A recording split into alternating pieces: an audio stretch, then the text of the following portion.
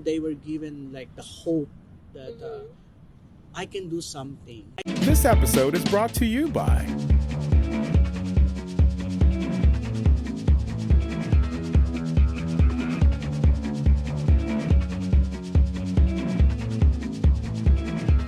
Hi everyone, welcome to another episode of Chat with Mick. And today we're here with Mr. Ed de Mesa of Josiah Zion Foundation. How are you doing? I'm good. I'm fine. Thank you for asking. I just remember because it's so funny, nakakatawa talaga. Kasi the first time I met you, I was trying to remember your name and I really thought you were the actor, Eddie Mesa. But because his name is Ed de Mesa, so I actually thought he was Eddie Mesa. And so that was our icebreaker. Yeah, a lot of people thought that I'm an actor, but I'm not. He's an actor in his own right. Actually, akala lang nila yun. Akala lang nila. But he is actually an accomplished tennis player, di pa ba? Opo. Member po kami dito ng Eco Park Tennis Club, Los Angeles. Yes, and that's just like literally down the street. We are actually here right in the heart of historic Filipino town at Unidad Park on Beverly Boulevard, right? Opo. Like just a few steps from the arch, like the historic Filipino town gateway. Yeah, that's true. Malapit lang po kami dito sa Eco Park lang po kami naglalaro. Yeah, and so can you tell us a little bit about the Eco Park Tennis Association? Actually, Eco Park Tennis Club has been established since 1986. It's been like almost 37 years na siya. And then, luckily this year, I was elected as the president of the Eco Park Tennis Club.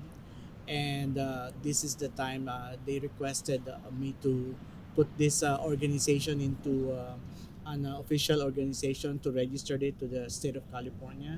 And we requested and applied for as a non-profit organization, and we got our approval. And we also requested from the IRS our application for a tax-exempt organizations, and we got our approval. So the benefit of this first is all the contributions and donations of the members are all tax deductible now. Before, we just contribute to buy our own food, to buy something for the club, and it's just like that. But now, aside from us giving and contributing, we're still getting another benefit, which is our tax deduction. That's a good thing for us. And Eco Park Tennis Club, since 2 to 3 years ago, we started opening up the Eco Park Tennis Club not only to Filipinos, but also to non-Filipinos. That's why you will notice, if you will visit us in Eco Park Tennis Club, there are so many non-Filipinos playing with us in Eco Park Tennis Club. And so you've been very active in our Philam community. You're a member of several associations, and can you tell me more about those memberships? Opo. I'm also a member of Southern California Mapua Alumni, because I graduated in Mapua 1985 as an electronic and communications engineer, and I worked in the Philippines as a programmer, and I developed a hospital system for 10 hospitals like Calamba Doctors Hospital, Muntinlupa Medical Center, Las Piñas Doctors Hospital, Ipamedics Medical Center, Imos Medical Center, and many more. And after this, I was able to develop the entire system of hospital, and they market it. The doctors marketed those systems, and I became known. And this brought me to the US, and I was hired as a programmer and systems analyst, first in Guam, and I was hired by my boss there in Guam, and they asked me to develop the system for the Republic of Marshall Island. Oh, wow. Yes, the Ministry of Health. And then after the project, we moved to LA here, to the mainland, and I happened to meet a lot of friends here in California, and also former students of Mapua. They were alumni, and then they asked me to join the Southern California Mapua alumni. And so, going back to the systems that you developed, what kind of systems did you develop, and what goes into those systems?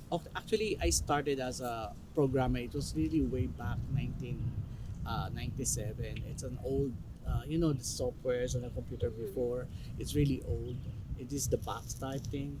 But I started developing a system from, in the Philippines before they use the charge slip when you you are being treated in a hospital. They charge you for the pharmacy, for the X-ray, for the laboratory. They put a slip on that, and then they give it to the billing system. So we eliminated that. So we put computers in every department, and whenever there are charges for these patients, it's go automatically to the computer, to the server, and when you get your bill, you're gonna get it in one bill Mm-hmm. altogether. It's integrated. So I also integrate the payroll system, the inventory system, and all the other systems that involves like the X-ray laboratory system. We put it into the system and then into one hospital information system, and that's why they really like it.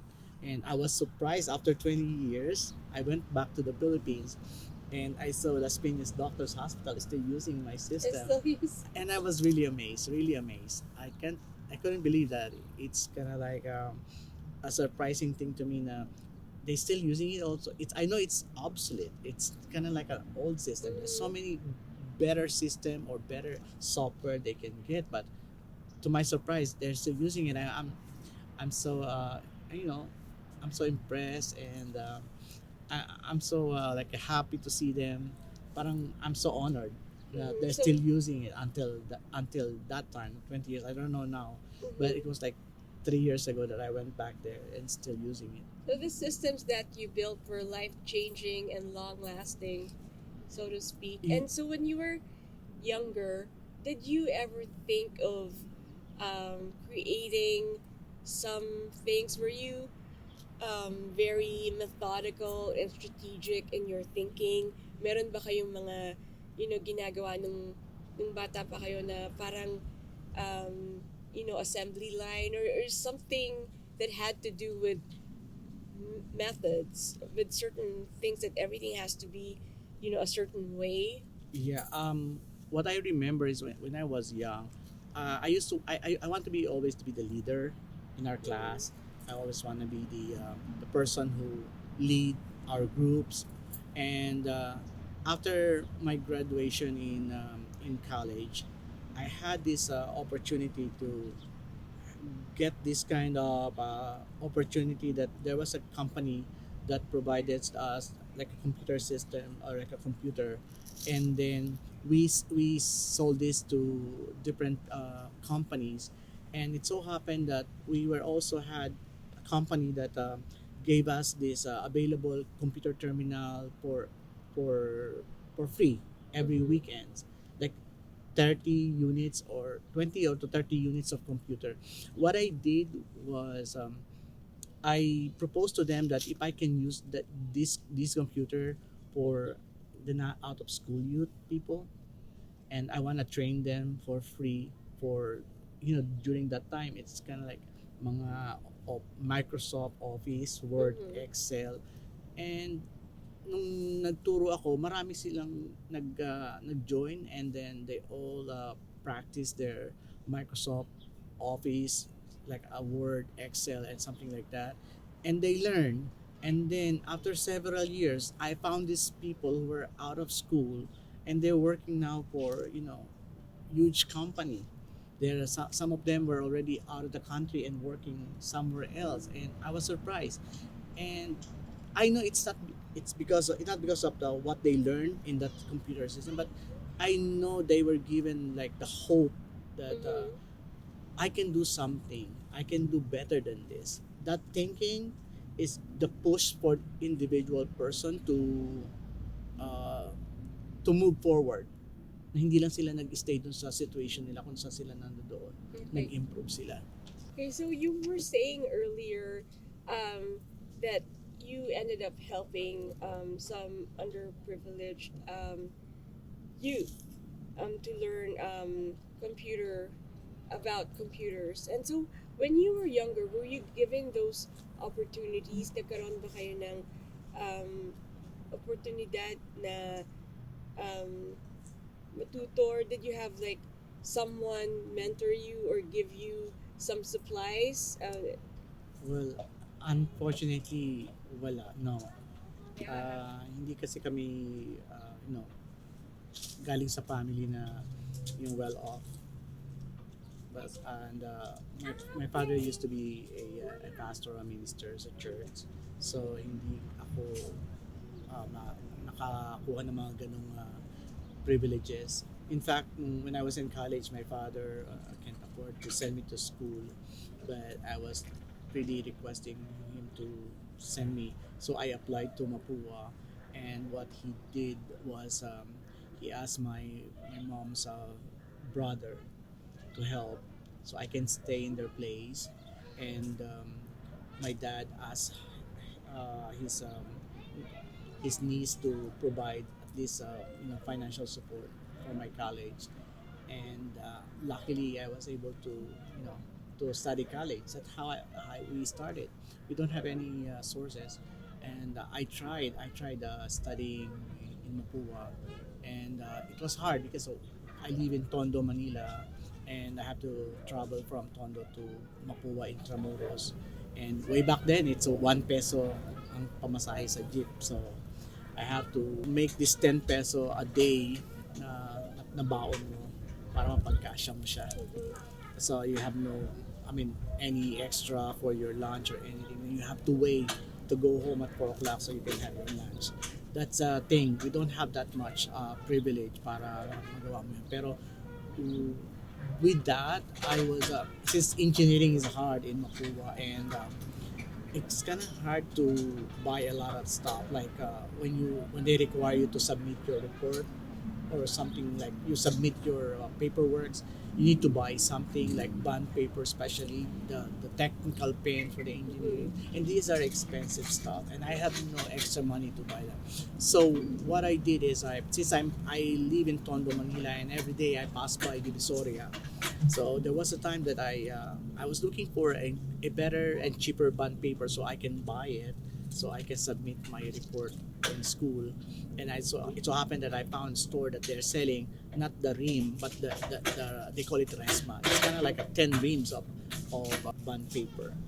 And when I found out that this is very better, it's a better bond paper. And in engineering, you must have like this kind of paper na hindi siya nagbablot when you use the technical pen, and that's what we really wanted as engineering student. We want the paper that is not blotting, so that's a good paper for us. And when I discovered that, a lot of my classmates wants to have the same thing, so I had this idea na, oh, bakit hindi ako magbenta sa kanila ng ganito? And I started selling bond paper in school in Mapua. So I was carrying, I tried to, from my baon, I want to make sure that this 200 pesos a month na baon ko is maging ano siya, parang lumaki siya. So what I did is I bought portion of it with a ream of bond paper, and then I brought it to Intramuros, to Mapua campus. Dala-dala ko yung 6 times every day. Binibenta ko yun. Pero sinesegregate ko na siya by hundreds. And then I sell it to my classmates in engineering school. And I have a lot of customers. Kaya that time I can eat my lunch there in school. I can started eating spaghetti, burger, and I was so happy by that day because when I was in school, to relieve your hunger, you just need to drink some water from the fountain or eat some peanut that you can buy for a piece of peso, like that.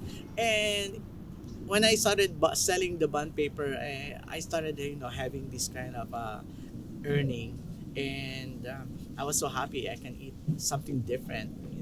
Medyo nakakatulong na rin sa akin sa mga expenses ko. And I continued doing that until I reached my third year in college, and somebody asked me if I want to work with Intercontinental Hotel as a waiter. And then I stopped selling the bond paper because I was already in my major year.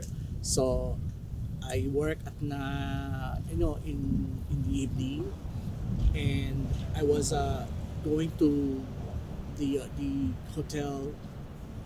I go to the hotel like 4 o'clock in the morning, and then I studied at night. I woke up 3 o'clock in the morning to go to Hotel Intercon, which is Makati, para pumasok sa Intercon, and then tatrabaho ko doon hanggang 4 o'clock ng hapon.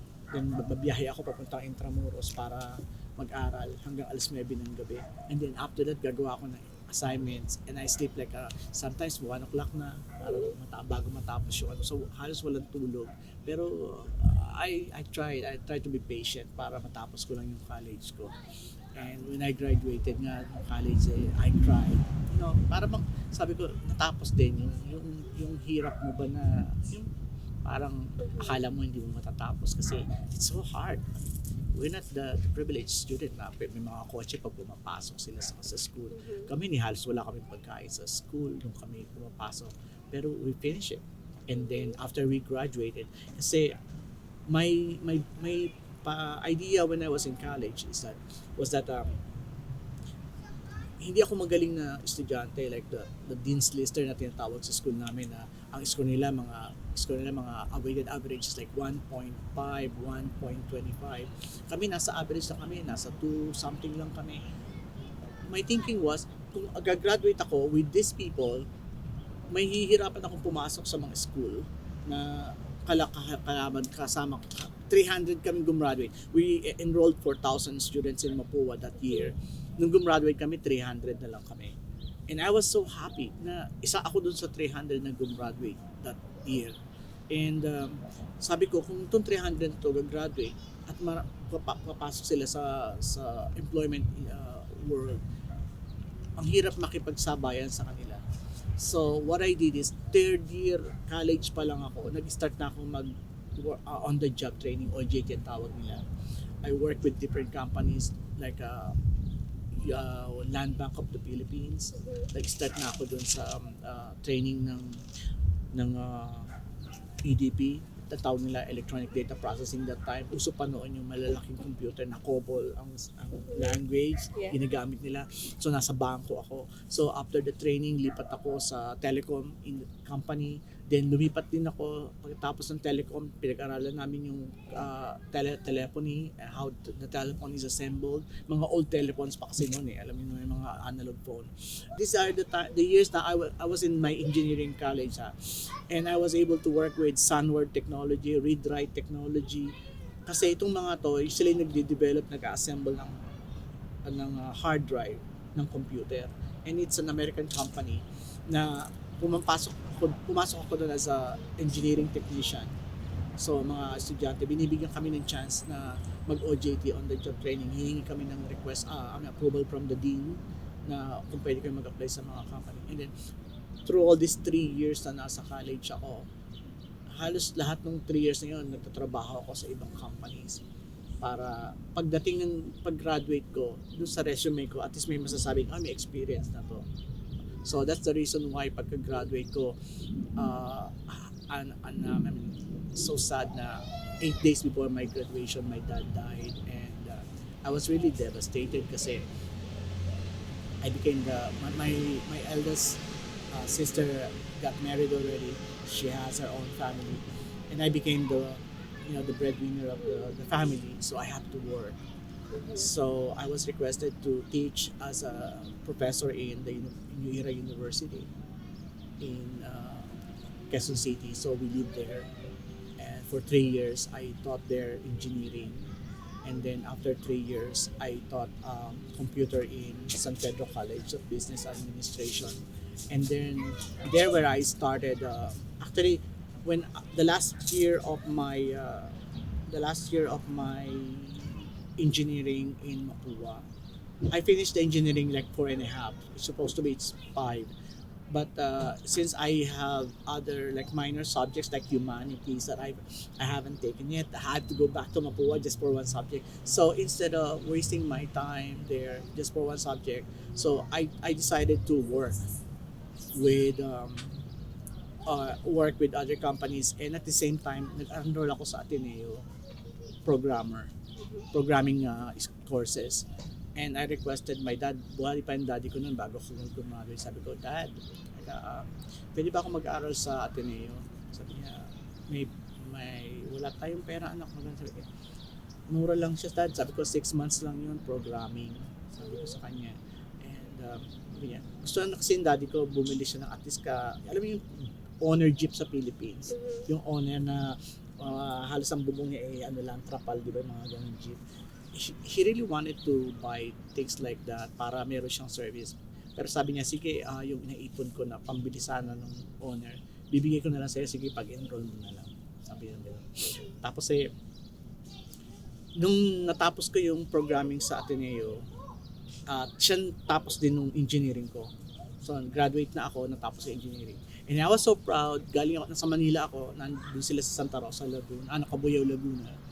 And then, it was the last week na uuwi ako ng Laguna to tell them that we're going to Manila for my graduation. But it so happened na my dad died. I mean, he passed away, and it was so hurtful to me kasi I wanna give, yung tawag dito, sorry. Gusto kong ibigay sa kanya yung lahat yung fruit na ginawa niya, na gusto niya sa akin ibigay yung lahat ng education na kailangan ko para kahit yung dream niya mawala, para lang masuportahan ako. Sorry. Okay. So you had really supportive parents, your dad. yeah. Teka. Ano siya na tapos he was very supportive, and then that night was very devastating para sa akin kasi ang expectation ko kasi I want to give something to him na it's a surprise for you after all these years na you're helping me just to finish my college. Ito ayan, sabi ko, bibigay ko sa iyo kaso wala na. Parang sa akin parang it's useless ba. Hindi mo rin makikita. So it was a year of parang mourning for us na hindi namin matanggap na yung nawala siya.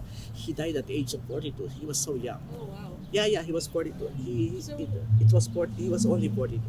What did you do in that 1 year period?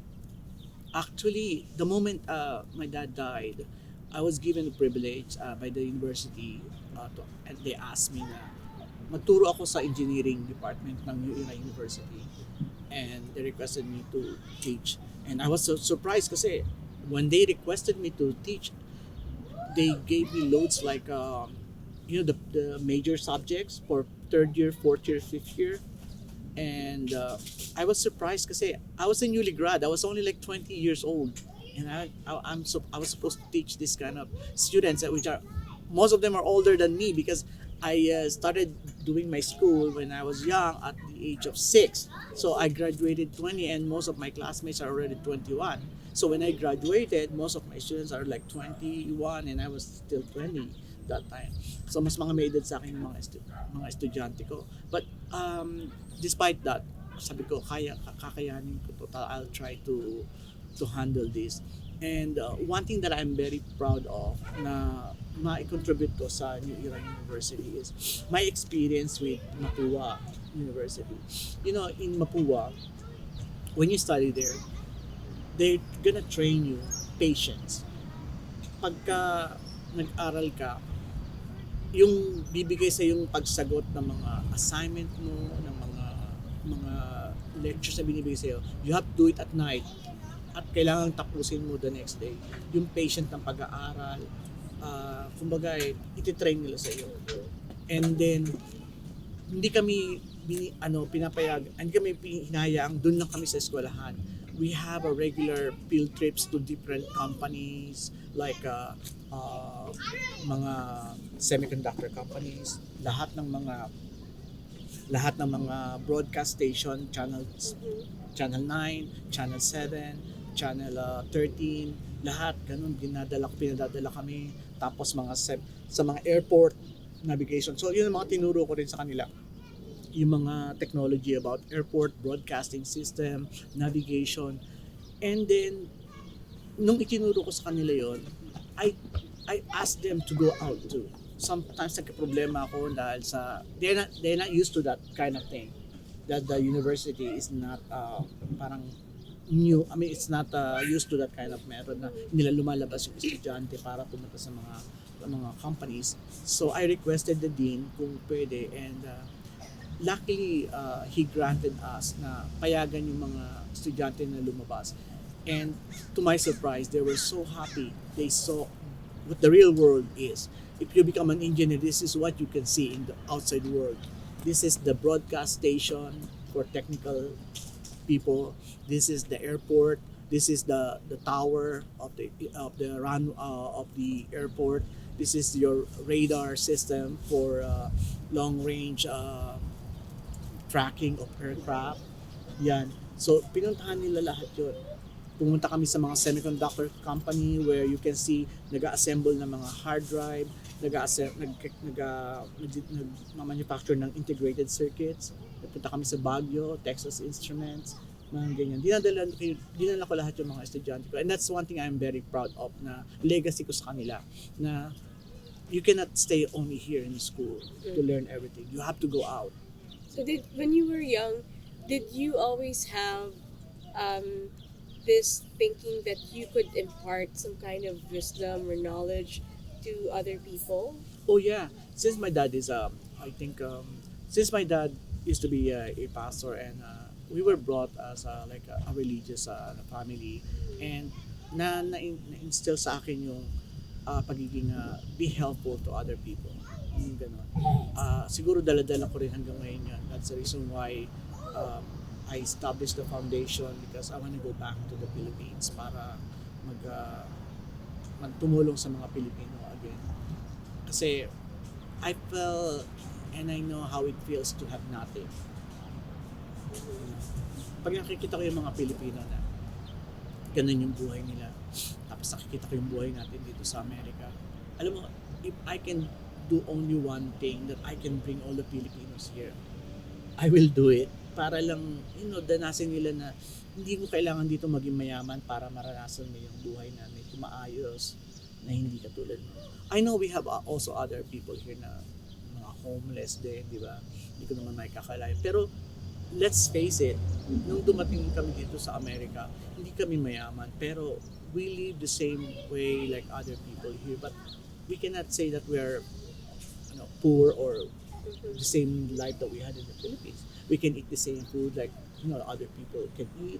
We can go to places where other people can go. So parang to me, we are blessed. And I'm sure when you got here, it's not all a bed of roses. You had some challenges as well. Yeah. And so, what kind of challenges did you have as a new immigrant? Oh yeah, there's a lot of challenges here when we got here, especially before we had our papers and we have our petition. You cannot demand so much, like the salary. You cannot demand while you're under petition by your employer. You cannot demand so much. You just have to go by what they will say. This is going to be your salary, so you have to stay there for this number of years because you were under contract with them. That's the hardest part. And sometimes when we started in Guam, my wife can't work because of the visa that I have. I like a professional visa, and I'm the only one who can work, and it's hard for us because we have to use whatever I can earn. But when we came here, nagkaroon kami ng chance na we can work together, but the thing is the salary is not that much kasi ang cost of living here in California is different from the cost of living there in Guam. Mas mataas ang cost of living dito, so even though we're making more or earning more here, hindi siya ganun, parang proportionate lang, hindi siya ganun kalakihan, hindi siya ganun karami. So it's gonna be like a challenging part on our side when we got here kasi hindi kami sanay sa mga kalakaran dito. Pero nung masanay na kami at naging stable na kami, we got our papers. So, medyo okay na siya. Kaya parang sa amin nung makita namin yung ganda ng buhay dito, when you have the voice to say what you want, when you have the rights to do whatever you can do rightfully, and naisip ko na I think it's time for me to share yung blessings naman na hindi madaling makarating dito, hindi rin madaling mag-stay dito. Sa umpisa, I think you have to be patient for not only 1 year but more than 5 years to stay here, especially kung dumating ka dito as a professional na naghahanap ka ng trabaho, na magpe-petition ng company para sa'yo. That's the hardest part. Kaya hindi ganun kadali naging buhay namin dito noon. But God's help na-overcome naman namin lahat yun. And so, in terms of Josiah Zion Foundation, what led you to put up this foundation? Oh, okay. That's a nice question, actually. When I reached 50 years old, actually magbe-birthday ako noon. I think that was 2019. Sabi nung asawa ko, anong gusto mong gawin natin sa birthday mo? Sabi niya. Tapos sabi ko, naisip ako, ano nga bang gagawin ko? It's like half a century. It's a milestone. My 50 years old. And then, after 1 or 2 days, bumalik ako sa kanya, sabi ko, gusto kong bumalik sa Pilipinas. I wanna go back there. Why? To celebrate your birthday? Sabi niya, no. This time, it's not to celebrate my birthday. This time, I wanna have a tribute. A tribute doon sa lahat ng mga tao na naging bahagi ng buhay ko for 50 years. Sa mga magulang ko, sa mga kapatid ko, sa mga kamag-anak ng mami ko, sa mga kamag-anak ng daddy ko na tumulong sa akin sa pag-aaral ko, sa tumulong din sa amin para mag-survive din kami. Tumutulong kasi yung mga parents ang mga kapatid ng parents ko sa amin. Hindi naman kasi ang daddy ko kumikita ng malaki since he was a pastor. So, bali gusto ko silang tulungan, and then yung mga naging ka-classmate ko mula nung high school, mula elementary, high school, lahat yun in-invite ko. Pati yung mga classmate ko sa Mapua, yung mga nakasamahan ko sa organization. Nagkaroon kami ng organization sa Philippines ang tatawag ay ASCII, which is Association of Christians in Information Technology, na kami yung nag-spearhead ng mga technology na binibigay namin, sineshare namin sa church. Kami yung nag-umpisa na magkaroon ng mga visual aids during the activities like Bible studies. Meron kami mga ginagawa ng mga nilalagay ng mga screen projector, and we projected kung ano man yung mga writings. So it started that way during our time. And then luckily ganun yung ginagawa ngayon halos sa maraming churches na may mga makikita ka na ngayon mga projector, yung mga widescreen na sila ngayon. And I was so happy that we initiated that. And nung naisip ko na magbibigay ako ng tribute dun sa birthday ko, we did that in Philanthropist. Tapos na-meet ko ngayon yung Philanthropist, I think the Palm Tree Philanthropist. Tapos in-invite ko silang lahat. Nakita ko dun ulit. First time ko nakita ulit dun yung mga klase ko nung high school, sa Dumaka National High School. And then, I was so happy na nakita ko ulit sila after 30 years. Tagal din na. So, 30 years. And then, since then, sabi ko, wala akong maibigay sa kanila o magawa, kundi sabi ko, bakit hindi na lang kaya ako gumawa ng isang bagay na maibibigay pabalik dito sa Amerika. And then, right there, doon nabuo yung idea ko na bakit hindi ako magtayo ng foundation para, kasi napakarami akong na-meet dito sa Amerika na mga Pilipinong gustong tumulong sa mga Pilipino sa Pilipinas na gusto nilang padala pero they have no means of sending it. And naisip ko na kung ganito karaming ka-generous na mga Pilipino dito, not only Filipino, even Americans, so mga Pilipino-American na gusto nilang tumulong when it comes to, when they heard something na, meron tayong ganitong tutulungan, may mga outreach sa'yo. A lot of Filipinos join. And then I thought na, this could be another opportunity. So yung batch namin sa Gumaka National High School, so we started trying this kind of foundation. Una, ang ginawa namin is nag-adapt kami ng mga schools. Doon sa Gumaka, we adopted 3 schools. Gumaka West Elementary School, Gumaka East Elementary School, and Gumaka National High School. 3 agad yun. And then, yung mga kabatch ko doon, they were already teachers doon sa school na yun. So, they organized yung pagdadala ng mga donations doon sa mga special children. So, we send the donation to the special. Nagpa-register muna ako dito sa California ng foundation. Ni-register yung Josiah Zion Foundation dito sa state of California, and then I waited for quite some time para matanggap ko yung 501c3 para whoever donated to the organization maging tax deductible sa kanila. So after we received that, I was so happy na qualified na kami, and then I started telling everyone na baka gusto niyo po, meron kami i-adopt na eskwelahan. Papadala kami ng mga help assistance sa mga special children. That was 2019. Nag-start kami. Doon na binili, may nag-deliver na doon. Yung mga kabatch ko ang nag-organize ng event, sila na rin, kasi hindi pa ako nakauwi that time. Kauwi ko lang kasi nung February. So, mga bandang October, doon nila ginawa yon. Sila nag-deliver ng mga donations sa school. 3 school yung pinuntahan nila. Isang 9 o'clock, isang 12, isang 3. So, sila mismo yung transfer. May mga program na ginagawa doon sa eskwelahan when they did the donation turnover.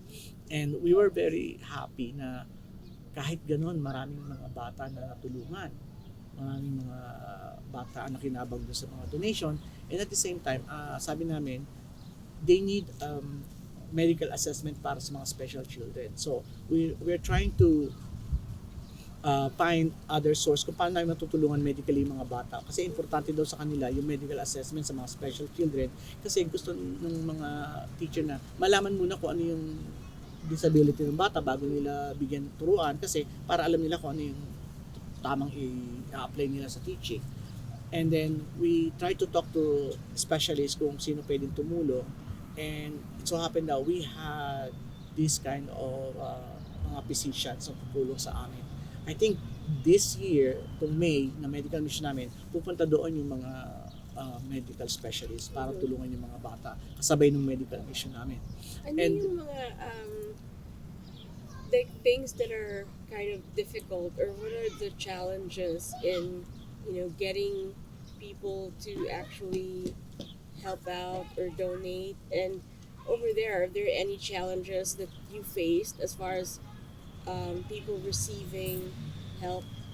Were there any doubts or questions in people's minds? Yeah, that's true. There's so many challenges. Pero yung tanong mo kanina na what triggers me kung paano tawag dito, paano ko bakit ako nagkaroon ng idea na ma-put up yung foundation, I hope I answered that questions, na yung bang gusto kong ibalik sa mga Pilipino yung blessings na natanggap namin dito sa Amerika. Not only me, kasi ako actually, wala naman akong pera eh. Wala akong masyadong maraming financial possession na pwede kong ibigay sa kanila. But, I can donate my time, my effort, and my ability to communicate with other people, na sumama sila sa akin na magtulong-tulong kami para tulungan yung mga Pilipino. That's the thing I can assure them that I can help. And God's help, nakagawa naman namin. And ang challenges dito sa Amerika is, since a lot of people knew that marami kasing mga non-profit organizations or foundations na they use it to take advantage. They use the donations for themselves, and they took advantage of it.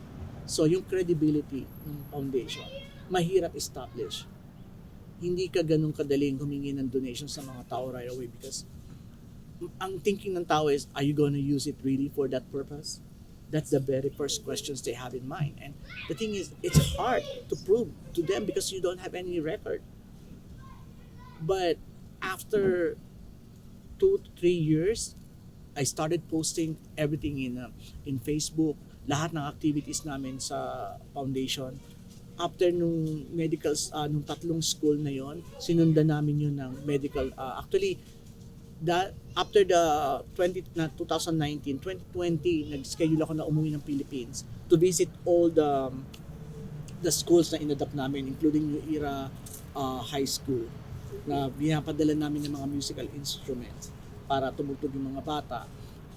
And then, nung 2020, pauwi kami doon, bibisitahin ko yung 7 eskwelahan na inadapt namin. Ang nangyari, sumabog yung Taal Volcano. Ang start ng activities namin is Monday, Tuesday, Wednesday, hanggang Sunday na yun. 7 eskwelahan siya. Ngayon, sabi nung klase ko, may doktor na lumapit na kung pwede, unahin niyo yung medical mission doon sa mga nasabugan ng Taal Volcano. Di na bago yung plan ko. Uuwi ako doon, darating ako Saturday night. Nangyari, the morning of Sunday, nag-create ng medical mission out of the blue. Talagang ginawa namin yung medical mission kasi sabi may mga doktor naman doon na pupunta. So okay, let's buy some medicine, let's buy some supplies. Nag-join din naman yung Sogo Hotel, nagbigay ng mga blankets para sa mga nasunugan ng bahay, gawa ng Taal Volcano. And it went well and everybody was happy na wow, this is amazing.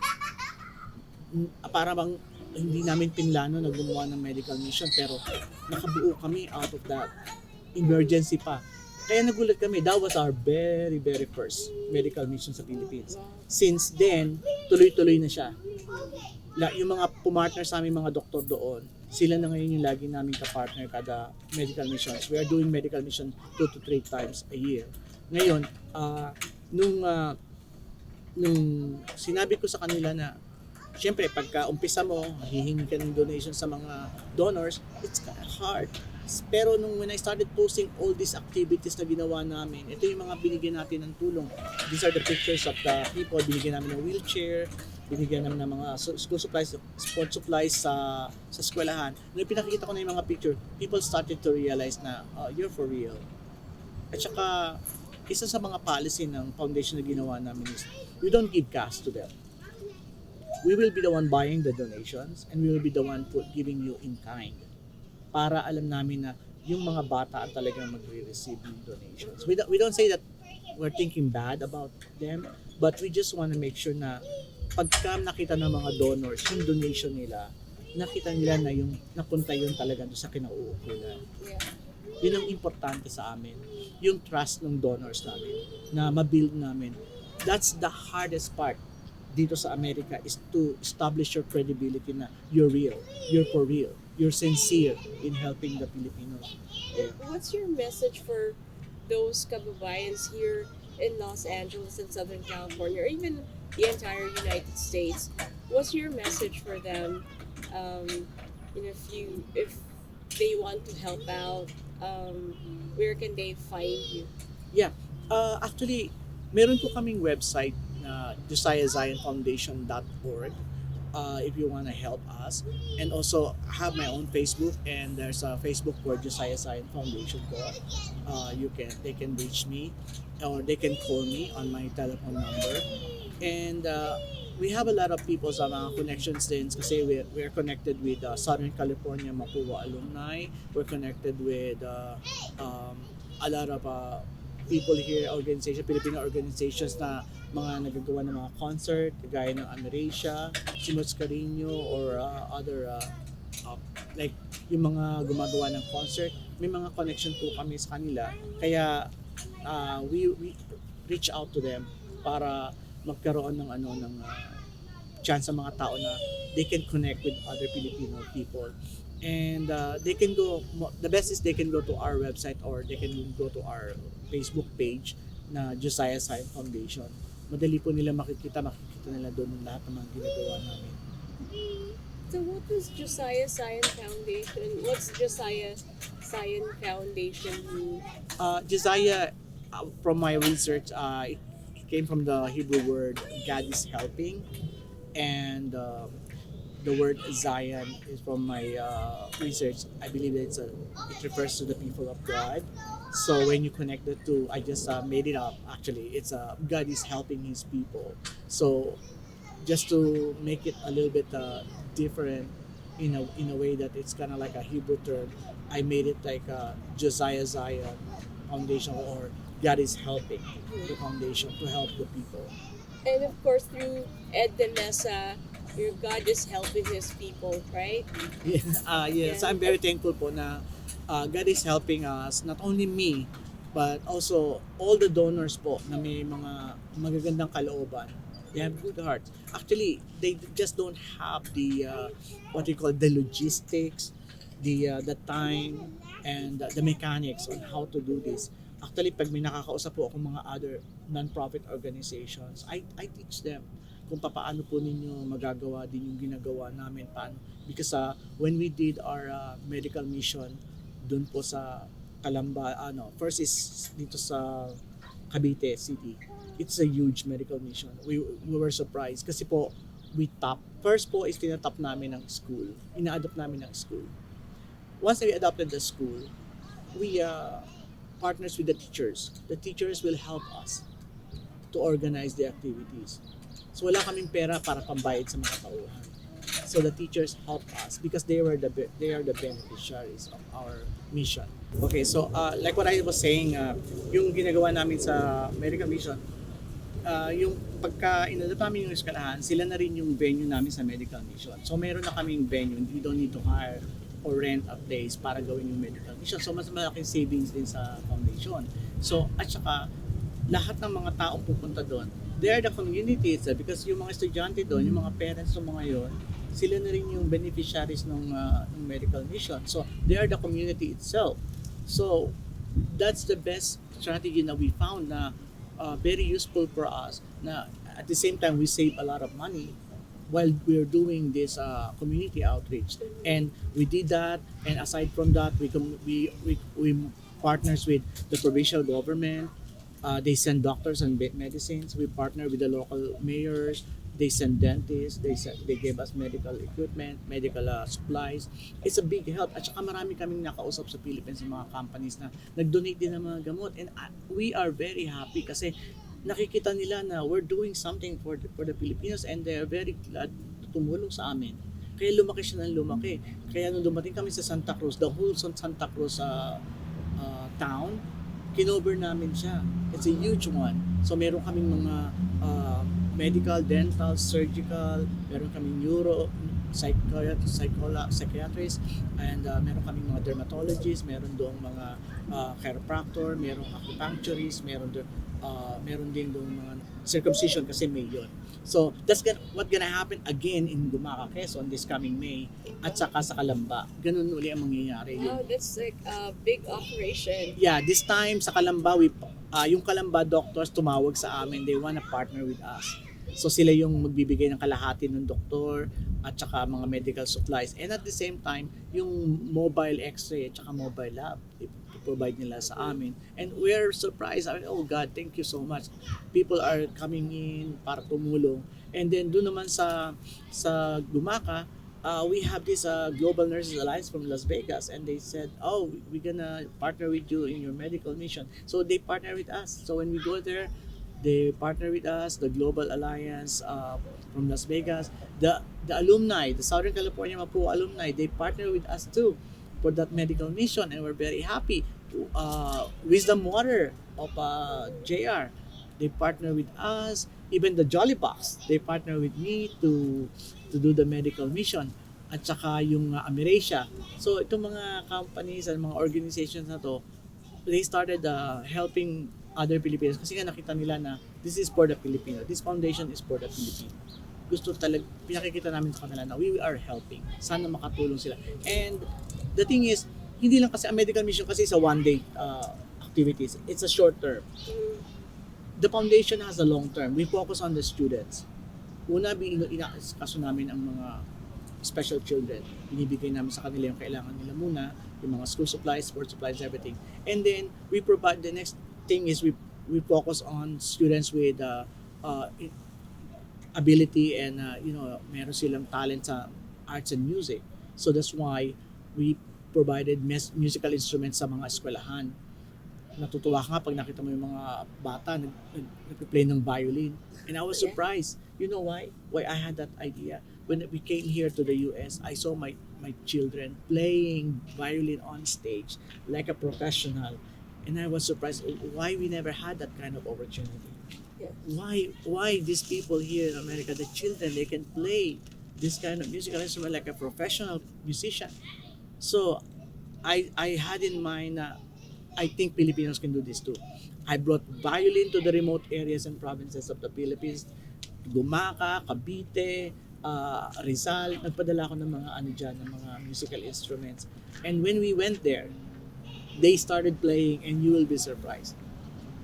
They were playing violins and we were really surprised na they can even play in the Disney music.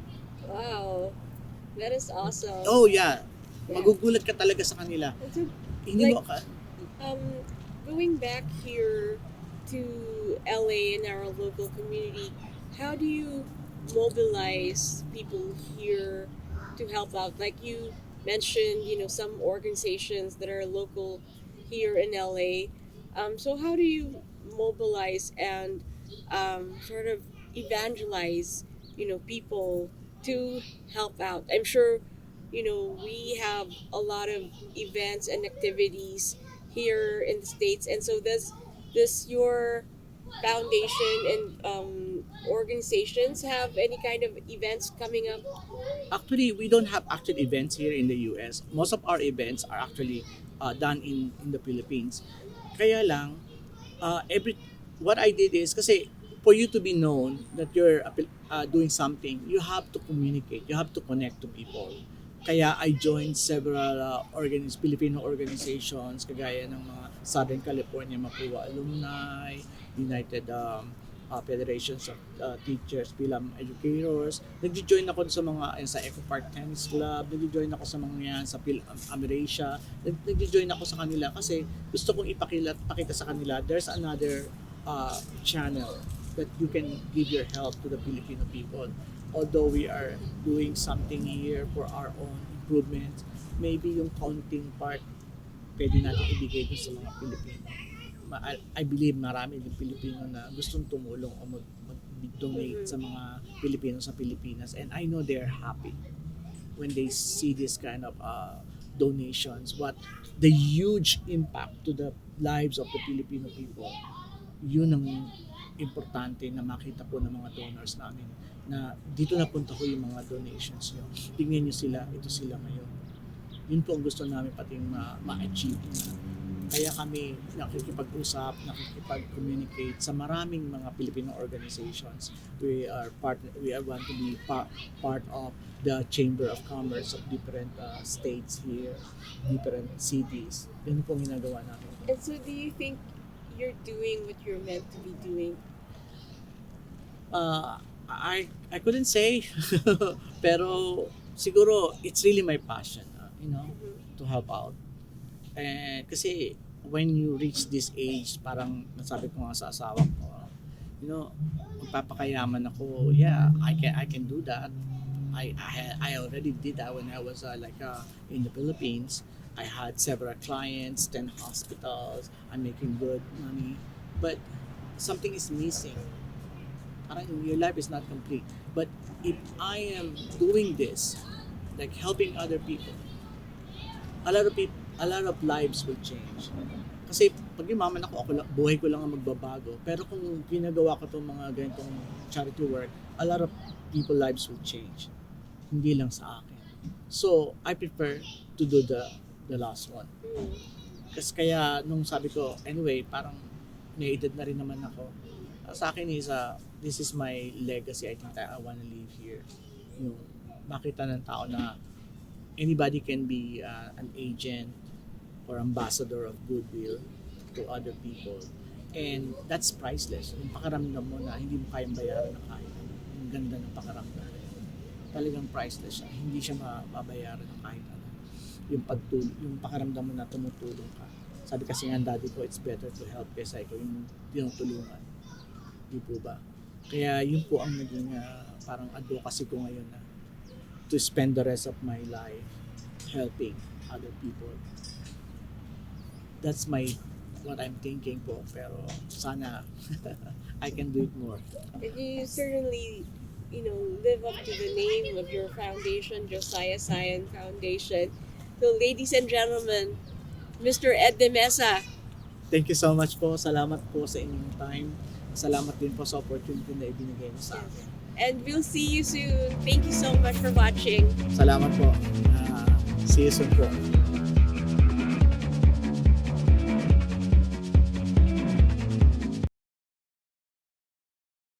Don't miss out.